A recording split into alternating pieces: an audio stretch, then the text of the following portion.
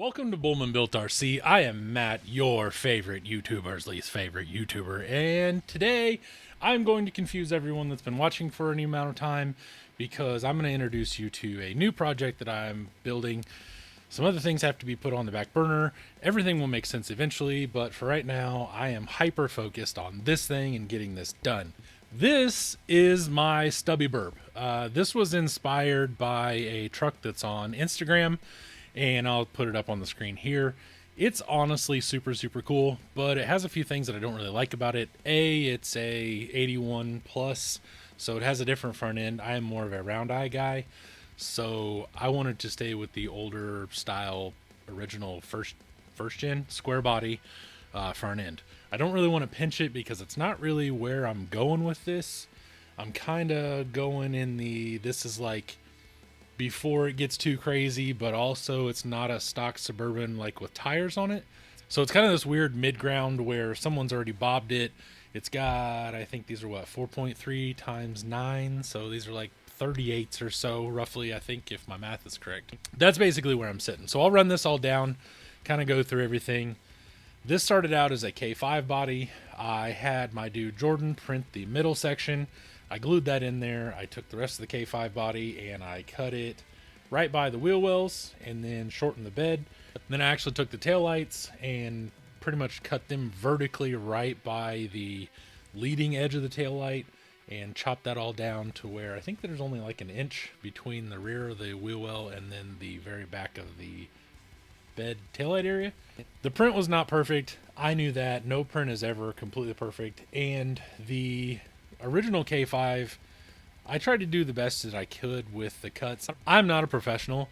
I can make some things look 20 feet away good on video and maybe 8, 9, 10 feet in real life. So I just kind of filled it. It has some random strips in here that are just random styrene pieces, and then I hacked them off, sanded them all flat, and it's not in primer right now, so I could show everybody all the work that I'm actually doing, and you can see all the different pieces and everything. Once I prime this and it's all one color, a lot of this will kind of fade in, and I will be so freaking happy to have that halfway done. So kind of where we're at is I got the 3D piece. Then when you're making a Suburban or a crew cab, you always put something back here like on top, and that smooths the whole top out. Plus, if you look on the Burb and a crew cab, they kind of have like a bump on top. I don't know. It's really weird I don't know how to describe it exactly. I'm not 100% sure I went far enough back on this one, but in all honesty, I don't care. I've literally I bet if you average it out, I've been working on this thing for 2 weeks, and I've probably put 2 hours, if not more, per day into it. My ADD and desire to be done is surpassing my OCD of having it correct. It is what it is. I shaved the rain gutters, which I believe I've discussed 1,000 times that I have no idea why RC4 Drive did that. The rain gutters on a real truck, K10, K30, 20, Suburban, whatever, they stop like here. They do not go all the way to the fender. Why in the hell someone decided to do that, I don't know. Sure, it was some sort of decision that was made somewhere to, I don't know, whatever, but that's wrong. I sanded all the body lines down, so there's some mold lines down here along the top of the fender and then right at the front of the fender. I've sanded all those on both sides. The rain gutters are gone, so now I can actually take, I think it's 60 by 60, I think square, just rod, and then you can make the rain gutters for a Suburban or a crew cab. So that is all done. I have the front windshield trim. It's, kind of stationary. It's not sanded on. I've been really careful to kind of not get in those. I am going to fill the mirror holes because I'm not going to put the stock style mirrors on this. I'm going to do something else. I'm not sure what yet, but I am going to do something else. The back of a Suburban and a K5 is different, so you'll see a lot of people that just glue a cap from a K5 onto the back, call it a Suburban. A lot of times people will get this line wrong here. There is no gap between the front and rear door. So this line at the back of the front door is the front of the back door. Also, you will find that a lot of people will leave too much room here between this door and the fender well. And then lastly, if you haven't stubbed it, they will have too short of an area back here behind the wheel well to the taillights. So to remedy that, I did go ahead and cut out the back window here It's, I think, a half an inch back farther and opens that whole window up because the Suburban does have a smaller pillar if you're looking at it from the side than the K5 does. So I've opened up this window. I went ahead and cut the bottom of the topper off because it's really tall, and if you look at a Suburban, this window here, the lower line of that window basically runs parallel with this. So I wanted to bring that whole thing down, and it was honestly easier to chop it off and remake these pieces than it was to like cut the original piece and worry about all that. I just lopped it in there and said the hell with it. Now moving inside, I do have an interior that I built. I took the original K5 interior, I cut it at the seats and left that like footwell wall. Then I took pieces and glued them directly to the floor. That way when I sand everything smooth, the floor will actually come off the firewall and go straight. I have cut them at that toe board before and tried to make a whole floorboard from that. And honestly, that becomes more of a pain because of making the front part of the transmission tunnel than just trying to get this tunnel to flow into this interior. So the way that you do this is there's 2 screws on the firewall, and then I also made this little latch system on the bottom so it kind of clips in there and then screws to the firewall. So I'll take that out and I'll kind of show you how to undo it so that way you can see how to do it. So you take your little driver. They don't sell these anymore, but this is a DeWalt. It's got the gyroscope on it and I freaking love it. All right, so 1 screw out of one side. Oh geez, hood doesn't stay on. It's not bolted, by the way. So screw out of the other side. All right, now this just kind of comes up here, and then it is a little wider than the stock one, so that kind of falls down in there, then comes out like that. Put this over here. So as you can see, I did extend the floor, and it is still really rough there. It needs some Dremel work, and then it'll need some rough sanding, but it doesn't quite match right here in the trans tunnel. So once I built the floor, I pretty much just put 2 pieces that are parallel. I took a piece of the what is this, Plastruct or Evergreen, whatever, and I took the 080 and I cut it directly in half long ways. That does leave a gap, but you're going to need the gap for the transmission, the transfer case area, and then the drive shafts. So I did make it 1/8 of an inch wider than the factory interior because there's such a large gap whenever you leave the factory interior that I kind of wanted to fill that in a little bit. Then I also took some 1/8 inch rectangular stock and put it here. I think this is 80 thousandths thick and 188 wide. Once I got that done, I had the floor basically laid out. I built this center column. I am using a VFD, and it didn't really have to be this long, so I may end up cutting this back a little bit. I'm gonna have to see exactly how big this needs to be, but right now I'm just trying to get kind of the base of it together. I would like for this to be done here pretty soon, probably by like mid-March, because I have other plans and other projects that I'm trying to get done before Beat the Creek in May.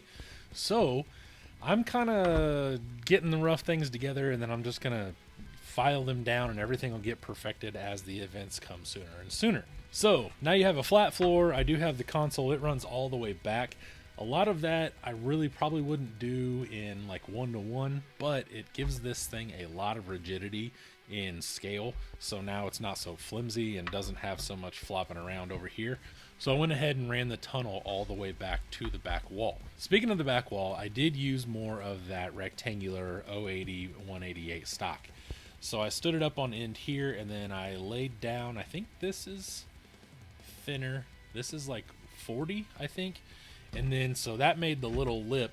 So it actually is vertical, and then it is horizontal, and then horizontal stacked on that.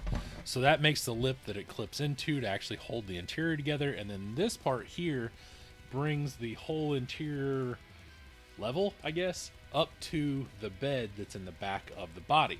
I do not like this dash for this truck, but I also don't know if it's far enough to where I should make a custom dash. I'm kind of torn there.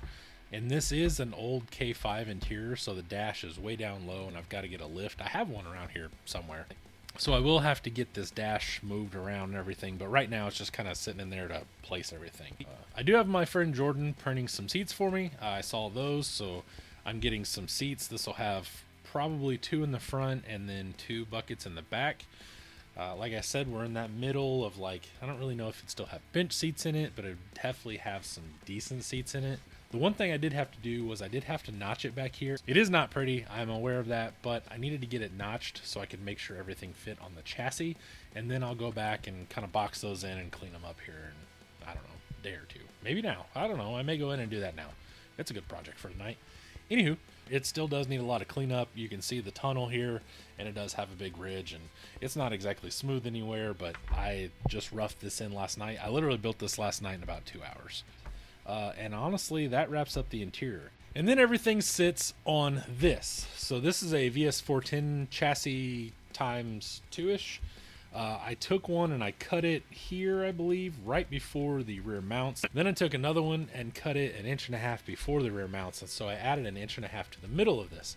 This does have like a 13-inch wheelbase, so I just needed to stretch it out just a little bit. I think I'm at 13.5 now, I'm pretty sure. I am running a regular VFD in this. This is actually a Pro Spec, which basically just means it has the machine gears inside. I do have 21% overdrive. It has the aluminum standoffs, the slipper eliminator, and I also have a aluminum motor plate. This has a 56 tooth spur on it. I'm also probably going to run a small pinion. I do want to run something like a yellow jacket and a beekeeper in this, so everything should sit kind of down low. I am going to put some sort of inner fender in it, and the battery will sit under the hood. I just got to kind of get this good enough for a while, like nice but good enough, and then kind of see what I want to change and how far I want to go with it. One thing I am going to do is I will be building custom bumpers for it. I have a ton of mounts over there. I'll have some sort of tube doing, you know, whatever things. And then I do want to build shock towers for it, because as useful as these are in a lot of things, the realism that I'm going for with this truck, these just do not cut it. So I'm going to be building some sort of hoop to do something. I don't really know yet. I'm way far away from that. So I'm trying to get the body to like 90% minus paint, and then I can kind of start really refining the chassis, which should be maybe a week or two, I'm hoping. I really am making some good progress on that. So I'm hoping that this will be done by probably next weekend or so.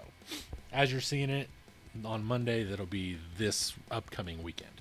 Moving back, I do have Shrink RC body mounts on this. I will be filling the holes in that, but I'm using these right now to position the body so that way I can come up with a body mount system. I don't know. I'm not 100% sure yet. I'm going to have to figure all this out. This does use regular VS410 links, so the regular shorties are in the front, the longer ones are in the rear, just like any other VS410. But I did extend it, and then I've actually cut 2 skids in half, and I've made 1 long skid. It's not beautiful, but it does work. I'm going to see if I can get a guy at work to maybe come up with something a little better. And I'm also thinking about getting rid of the VFD and running something a little differently, especially if I run a scale engine up front or if I put one of the SSD engines up front. However, continuing on from the skid and the links, we do have HD 44s in black because that is the only color that is acceptable, and clear is disgusting. And then out of that, they have SSD brass knuckles. And then my boy Bob made these Visions. These are Step Star. They have scale hardware in the rings, and then they also have scale hub hardware from Locked Up RC, I believe. They will have actual SSD hubs on the front, and then probably some sort of, you know, rear 1-ton looking hub on the rear, but the wheels are still coming off and on a little bit, so I haven't really gotten that far. So that's a basic rundown of what I've done, what I did, and how everything is sitting now, and my future plans. I know that you would have seen this before if you were a channel member, so for just a few dollars a month, you can join the channel, become a channel member. You get to see videos early, you get to see things that are for sale first, which I am selling a ton of things right now. I have shirts, I have stickers, I'm selling full-on trucks like this one and this one, and more. So if you want to see that, think about becoming a channel member, and then also check out my Facebook group, Bullman Built RC, and then check out my Facebook page, which is where I post all my videos, and so that way you know when to go and everything like that. So make sure to hit the little alert thingy, so the ding dong bell, and you get all the stuff whenever I post a video. And that is about it. I thoroughly appreciate you watching, and I will see you later. Bye. Bye.